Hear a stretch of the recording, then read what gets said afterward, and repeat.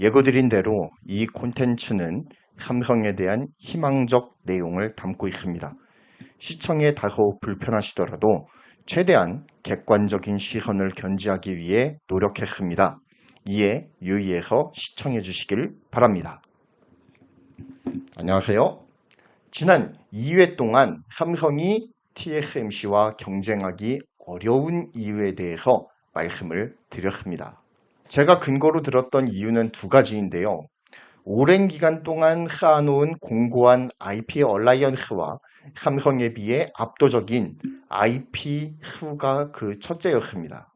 그리고 두 번째는 삼성전자에 비해서 압도적인 물량의 캐펙스 투자가 단행되고 있다라는 점을 들어서 여러분들께 삼성전자가 TSMC와 경쟁하는 것이 어려운 상황이다 라고 말씀을 드렸었습니다. 물론 그 이외에도 삼성전자에 비해 TSMC가 앞서 있는 영역은 많이 있는데요. 대표적인 것이 바로 패키징 기술력입니다. 팬아웃 웨이퍼 레벨 패키징의 선두주자이죠. 그 본질이 파운드리인 TSMC에 비해서 삼성은 내부 고객 위주의 프로세스를 갖추고 있다. 그래서 영업의 스타일에서 본질적으로 TSMC와 차이를 가질 수밖에 없다라고 하는 삼성 파운드리의 태생적 한계 또한 한계로 지적되고 있습니다. 즉 TSMC가 삼성 대비해서 파운드리 산업에 국한했을 때에는 굉장히 많은 베네핏을 가지고 있는 것만은 분명한 사실일 것입니다. 하지만 그럼에도 불구하고 삼성에게 아주 희망이 사라졌다고 말할 수 있을까요? 저는 그렇지 않다고 단호하게 말씀드리겠습니다. 삼성은 종합반도체 기업으로서 TSMC가 갖지 못한 강점을 다수 갖추고 있기 때문이에요. 또한 돌아가는 상황으로 보았을 때 지금 현 상황이 TSMC보다는 삼성에게 유리한 방향으로 시장 상황이 흘러가고 있다는 점도 유의 깊게 살펴볼 상황이라고 생각합니다. 이에 대해서 차례대로 알아보는 시간을 갖겠습니다. 일단 TSMC와 비교했을 때 삼성이 갖는 비교 우위는 무엇일까요? 저는 이거라고 생각하는데요. 바로 포트폴리오 구성이 가능하다는 겁니다. 물론 이제까지는 삼성은 메모리에 TSMC는 파운드리에 특화된 기업이었다라는 사실을 우리들은 잊어선 안 될 겁니다. 하지만 삼성은 이미 갖추고 있는 절대적인 메모리 경쟁력을 바탕으로 해서 차세대 먹거리인 이미지 센서와 파운드리 역량을 지속적으로 투자해오고 있습니다. 자, 그 결과 어떻게 되었을까요? 이미지 센서는 어떻게 되었을까요? 우리가 너무나도 잘 알다시피 1위는 소니입니다. 그 다음에 바짝 따라붙고 있는 것이 바로 삼성전자예요. 물론 바짝은 아닙니다. 소니가 아직까지는 45% 정도 먹고 있고 삼성전자가 약 20% 내지를 먹고 있어요. 아직까지는 격차가 크죠. 하지만 초고화소 이미지 센서로 넘어가게 되면 상황이 많이 달라지게 된다라는 것입니다. 삼성은 지금 현재 1억 800만을 넘어서서 이제 2억 화소까지 넘어가게 됩니다. 하지만 지금 현재 소니의 초고화소 이미지 센서는 6,400만에 머물고 있어요. 확실한 차이가 눈에 보이십니까? 결국에는 초고화소 경쟁에서는 삼성이 다분한 우위에 서 있다라고 분명하게 말씀드릴 수가 있는 부분입니다. 자, 우리가 오늘 살펴보아야 될 파운드리도 상황이 비슷하죠. 1위는 우리가 너무나도 잘 아는 TSMC죠. 그리고 2위가 삼성입니다. TSMC가 점유율을 약 53% 정도 가져가고 있어요. 그리고 삼성전자가 약 17% 정도를 가져가고 있습니다. 격차가 굉장히 벌어져 있는 것을 보고 있어요. 하지만 그럼에도 불구하고 삼성전자는 파운드리 2위를 굉장히 공고하게 다져놓았습니다. 다른 업체들이 따라오지 못하는 확실한 2등을 굳건하게 구축해 놓았다는 것이 중요한 거예요. 즉 TSMC는 파운드리 사업이 휘청거리면 이에 대비할 수 있는 포트폴리오가 전무합니다. 하지만 삼성전자는 메모리가 경기 사이클에 의해서 잠시 흔들린다라고 하더라도 충분히 파운드리와 이미지 센서 그리고 미약하지만 자동차 반도체 부문과 시스템 LSI의 설계 역량 등으로 힘든 시기를 어느 정도 버텨나갈 수 있는 여력이 존재한다는 점이 삼성전자 반도체가 가지는 굉장한 강점이라고 볼 수가 있습니다.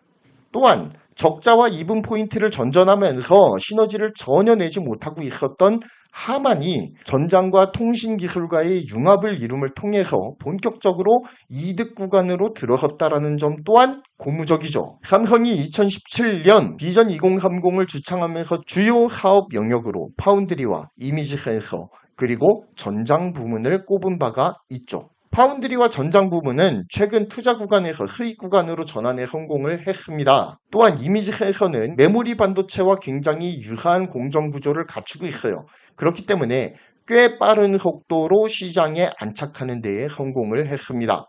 게다가 아까 말씀드렸듯이 삼성의 초고화소 이미지 센서 기술력은 이미 세계 1위 소니를 아득히 뛰어넘은 지가 오래죠. 차세대 사업이 비교적 빠르게 자리를 잡아가면서 삼성전자 반도체 부문의 사업 구조를 전체적으로는 장기적으로 보았을 때 건강한 방향으로 이끌어 나가고 있다라고 볼 수가 있는 대목입니다. 지금은 부족한 모습을 보이는 것이 사실입니다. 하지만 파운드리와 전장 그리고 이미지 센서가 좀 더 힘을 내줄 수 있도록 지속적인 기술 개발과 투자가 이루어진다면 삼성전자 반도체 부문은 이건희 회장 시절의 메모리 반도체 혁명에 이은 차세대 반도체 혁명을 이어나갈 수 있을 것입니다.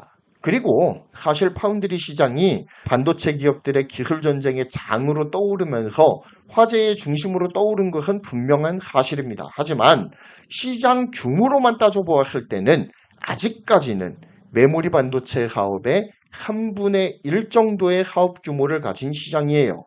즉 메모리의 절대 강자 삼성전자를 매출액으로 이기기는 정말 힘든 구조의 시장이 바로 파운드리라는 것이고 그 파운드리의 절대 강자가 바로 TSMC라는 점입니다. 그런데 여러분 주목해서 보아야 될 점은 TSMC가 삼성을 매출액에서 뛰어넘었던 적이 별로 없다는 점이에요.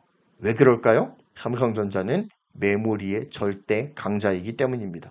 삼성의 메모리 경쟁력이 붕괴되지 않는 이상 파운드리 일변도인 TSMC가 매출액 면에서 삼성전자를 뛰어넘기란 그리 쉬운 일이 아닐 겁니다. 그리고 TSMC가 파운드리 일변도의 사업 영역으로 인해서 독보적인 파운드리 공정 기술력과 IP 얼라이언스를 구축하는 데 성공을 했고 막대한 영업이익을 올리고 있지만 파운드리 시장이 위축된다면 어떨까요? 이는 곧 TSMC의 위기로 귀결이 될 겁니다. TSMC가 처한 현 상황이 이를 잘 설명해 주는데요. TSMC는 최근 극심해진 인플레이션과 경기 침체에 대응하기 위해서 최신 공정인 3나노를 적용해서 건설할 예정이었던 타이난 과학단지의 자사 공장 2개 동에 5나노 설비를 우선 배치하는 것을 유력하게 검토 중인 것으로 알려져 있습니다. 물론 이것이 대만발 기사이기 때문에 사실인지는 좀 더 지켜볼 일이긴 합니다. 하지만 중요하게 보아야 할 점은 경기가 침체되고 전자제품 수요가 줄어들면서 반도체 수요 또한 덩달아 줄어들었다는 점이고요. 그리고 또한 이것이 TSMC의 투자 여력에 어느 정도의 타격을 주었다라고 해석을 할 수가 있을 겁니다.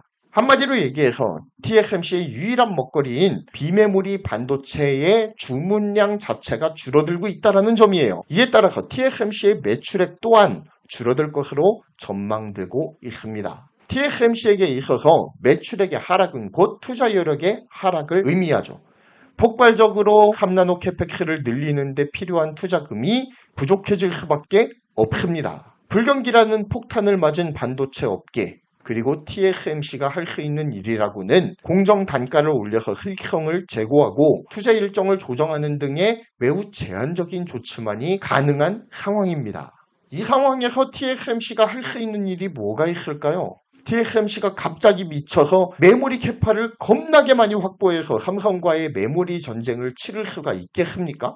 아니면 삼성과 같이 종합반도체 기업으로 발돋움하겠다라고 선언하면서 설계 역량을 키우는 게 또한 가능할까요? 단기간엔 절대 불가능합니다. TSMC로서는 현재 선택지가 별로 없는 위기 상황으로 내몰리고 있다고 보아도 과언은 아닐 거예요. 만약에 불경기가 필요 이상으로 길어진다면에 전제를 두고서 하는 말임을 다시 한번 유념해 주시기 바랍니다. 게다가 이것은 약간 현실적으로 닥치고 있는 문제인데요. TSMC 선단 공정의 절대적인 베타 테스터가 누구였을까요? 바로 애플입니다.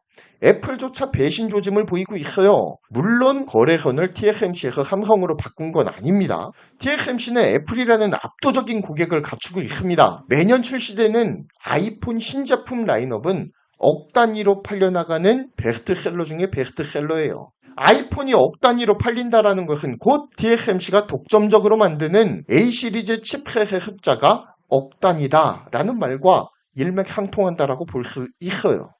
이것이 중요한 이유는 뭐냐면 파운드리는 규모의 경제가 지배하는 사업이거든요. 그렇기 때문에 생산 물량이 많아질수록 단가는 내려가고 수율 개선 속도가 빨라지며 수익성도 배가 되는 특성을 가진다라는 것이 중요한 포인트예요. 즉 TSMC는 이제까지 애플의 압도적인 AP 물량을 등에 업고 최선단 공정의 수율을 빠른 시간 내에 안정화시킴을 통해서 최고의 수익을 거둬온 기업이에요. TSMC 입장에서는 애플이 최신 AP를 자사 최신 공정인 3나노로 설계해 주기를 내심 바랐을 겁니다. 그래야 애플의 절대적인 물량을 발판 삼아서 최선단 공정인 3나노 공정을 빠른 시일 내에 램프업을 할 수 있기 때문이에요. 여기서 램프업이란 유의미한 수익을 낼 수 있는 대량 생산이 가능해지는 구간을 의미합니다. 하지만 애플은 최신 공정을 선택해서 혁신의 아이콘으로 자리 잡는 전략을 포기했어요. 대신 제품 단가를 내려서 소비 심리를 자극하는 쪽으로 전략 방향을 선회했다는 것이 중요합니다. 이유는 우리가 너무나도 잘 아는 바와 같이 경기 침체 때문에 사람들이 전자제품의 지갑을 잘 안 열어요. 그 점이 가장 주된 이유인 것이죠. 애플을 등에 업고 3나노를 빠르게 치고 나갈 계획이었던 TSMC의 계획에 빨간불이 켜진 겁니다. 게다가 경기 침체 때문에 공정 단가가 매우 비싼 공정인 최선단 공정 3나노를 택하는 기업이 없어요. 그런 상황에서 TSMC가 3나노 수율을 안정화시키기란 쉽지 않은 문제일 겁니다. 전자제품 제조사 입장에서는 어느 정도의 성능 향상이 있다면 굳이 최신 공정의 칩셋을 사용해서 제품 단가를 높이는 선택을 지금으로선 하지 않는다라는 이야기죠. 가뜩이나 사람들이 지갑을 닫는 현 상황에서 제품 단가까지 높아져 버리면 대중에게 외면을 받을 것이 자명하기 때문에 제조사들은 합리적 수준에서 제품 단가를 낮추는 전략으로 선회하고 있다는 것이 현재의 시장 상황입니다. 이런 상황에서는 삼성이건 TSMC건 최신 공정인 3나노 고객 확보에 어려움을 겪기는 매한가지라는 거예요. 하지만 삼성에게는 한 가지 희망이 있습니다. 바로 3나노 GAA가 부족한 상황이지만 양산을 시작했다는 점이에요. 물론 현재 수율은 굉장히 낮은 상황입니다. 희망적인 상황은 아니에요. 그리고 예상에 비해서 성능 개선폭도 그리 획기적으로 높아지진 않았죠. 아직 유의미한 수익 구간으로 진입할 정도로 대량 생산을 할 수 있는 램프업까지는 길이 굉장히 먼 상황입니다. 하지만 중요한 것은 삼성이 TSMC조차 해내지 못한 3나노 양산이라는 벽을 먼저 넘어버렸다는 거예요.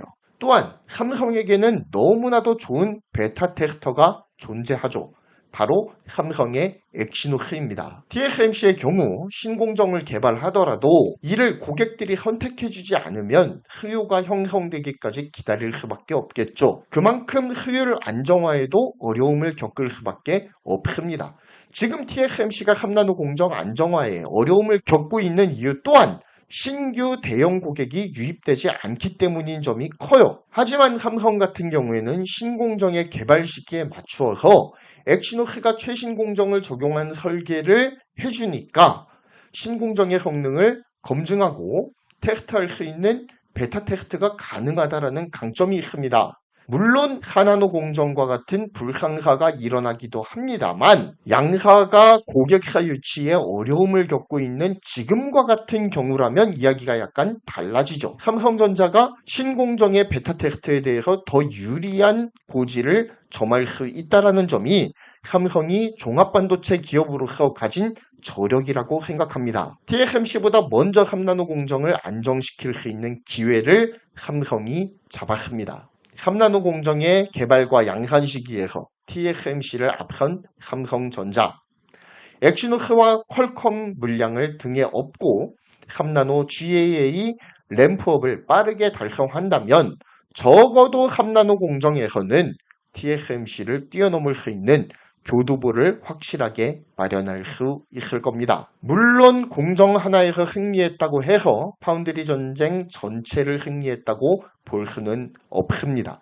하지만 비전 2030을 주창하고 빠르게 달려나가고 있는 삼성의 입장에서 보면 3나노에서 승기를 잡는 것이 TSMC와의 파운드리 전쟁에서 장기적인 안목으로 보았을 때 우위를 점할 수 있는 좋은 계기를 마련했다라고 정리할 수 있을 겁니다. 물론 여전한 TSMC의 물량 공세가 걱정되는 것은 사실입니다. 또한 3나노 수요가 형성되지 않은 지금 상황에서 점유율을 크게 뺏어오기란 쉬운 일이 아니죠. 하지만 3나노 공정 안정화에 어려움을 겪고 있는 TSMC가 현재 찾아온 반도체 산업의 겨울 시기를 효과적으로 이겨내지 못한다면 3나노를 기점으로 해서 삼성과 TSMC의 격차가 좁혀질 가능성도 배제할 수는 없습니다. 물론 이 콘텐츠가 삼성의 희망적인 상황을 상정해 놓고 진행하는 콘텐츠라는 점 유의하고 들어주시길 바랍니다. 개인적인 생각으로 GAA에서의 경쟁도 사실상 어떻게 보면 TSMC가 유리한 고지를 점하고 있다고 보여요. 힌트를 드리자면 특허 문제입니다. GAA 관련 특허가 TSMC가 삼성의 2배예요. 그렇기 때문에 삼성전자가 본격적으로 공정에서 우위를 점하는 시점은 GAA 2세대 기술인 MBC 팻 기술이 적용되는 3나노 2세대부터가 되지 않을까 조심스럽게 예측해봅니다. MBC 팻으로 넘어가면 삼성이 TSMC를 압도하는 것이 사실이거든요. 그래서 다음 이 시간에는 삼성전자 3나노 GAA 공정에서 걱정되는 것이라는 콘텐츠를 이어서 한번 진행을 해보도록 하겠습니다. 또 욕먹을 것이 걱정되긴 합니다. 그렇지만 그래도 할 말은 해야겠죠. 총대는 제가 매겠습니다. 경제를 말하다 구독, 좋아요, 알림 설정 부탁드리겠습니다. 감사합니다.